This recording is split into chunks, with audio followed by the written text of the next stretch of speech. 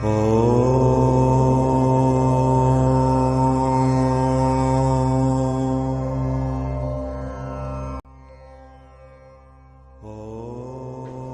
सारे मित्रों का एक प्रश्न जो है बार बार उठता है कि हमारे देवता कितने हैं, हम किस किस को माने, हम किसकी अर्चना करें, किसका पूजन करें। मेरे मित्रों, सनातन धर्म में 5 प्रमुख देव हैं। मैंने पहले भी जिक्र किया होगा। गणपति, दुर्गा, भगवान विष्णु, देवादेव महादेव, शाकदेव, सूर्य नारायण। इसके उपरांत अनंतर जितने देवता हैं उनके अंग हैं। जैसे भगवान विष्णु के अंग जितने भी हैं, मत्स्य है, कुर्मा है, बारा है, नारसिंह है, वामन है, राम है, परशुराम है, कृष्ण है, कली है, व्यास है, ऐसे उनके 24 अवतार हैं। और ये जो 33 कोटि देवताओं की बात चलती है, ये 33 प्रकार है। 33 प्रकार के साथ में उनके जो अंग हैं, उनके जो संगी है, जैसे शिव जी के 5 मुंह हैं। उन मुंह में क्या है? हर है, भव है, मृड है, ईशान है, ईश्वर है, ये उनके मुंह है।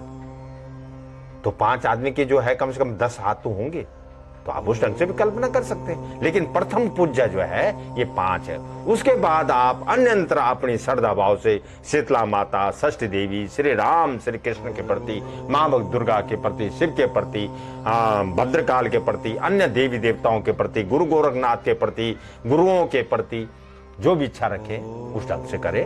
हमें किसी की धर्म और जाति, लेकिन ख्याल रखें जो सनातन धर्म में पैदा हुआ है वो पंच परमेश्वर हमारी ये है। मैं बार बार कह रहा हूँ, आप लोगों से आग्रह कर रहा हूँ, ये पंच परमेश्वर है, इनका पूजन किया जाता है। इनको ही अब इसमें ये विधि जरूर है कि अगर आप विष्णु का पूजन कर रहे हैं, लक्ष्मी नारायण का, तो बीच में आ जाएंगे। पहले गणेश, फिर दुर्गा, उसके बाद भगवान विष्णु, उसके बाद सूर्य और महादेव। अगर आप दुर्गा का कर रहे हैं तो ये बीच में आ जाएंगे। गणपति, विष्णु, महादेव, सूर्य।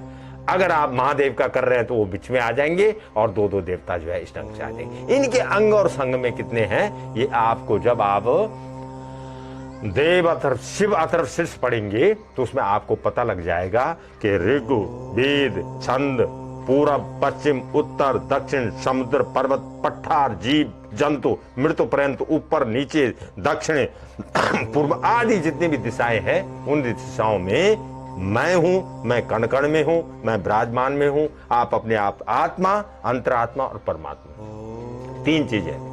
आत्मा कौन है? ब्रह्मा है। परमात्मा कौन है? भगवान विष्णु है। अंतरात्मा कौन है? आत्मा, अंतरात्मा और परमात्मा, ये तीनों है, ब्रह्मा, विष्णु और रुद्र।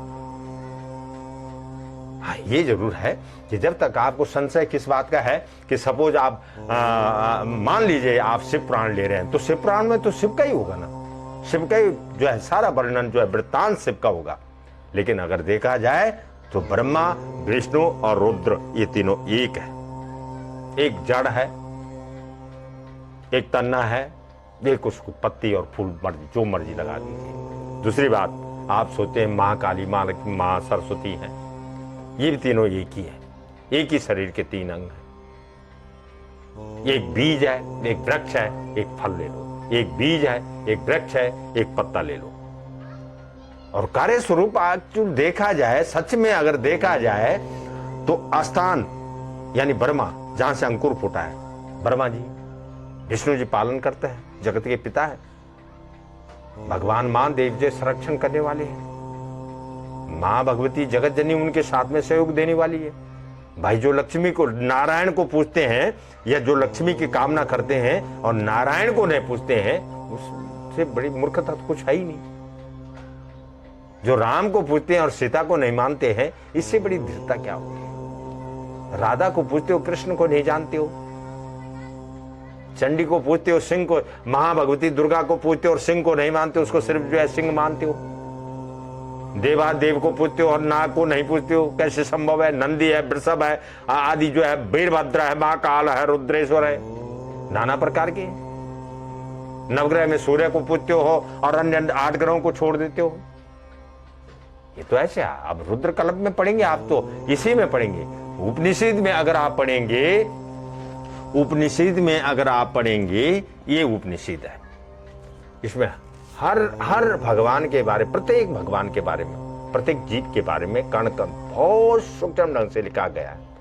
इसमें अगर आप पढ़ेंगे तो ये लिखा गया है कि रुद्र और रुद्र, श्री रुद्र, रुद्र बोलने से ही मात्र जो है आदमी का उद्धार हो जाता है, जीवन पर्यंत का, तीनों का, वर्तमान काल का, भूतकाल का और भविष्य काल का उद्धार हो जाता है।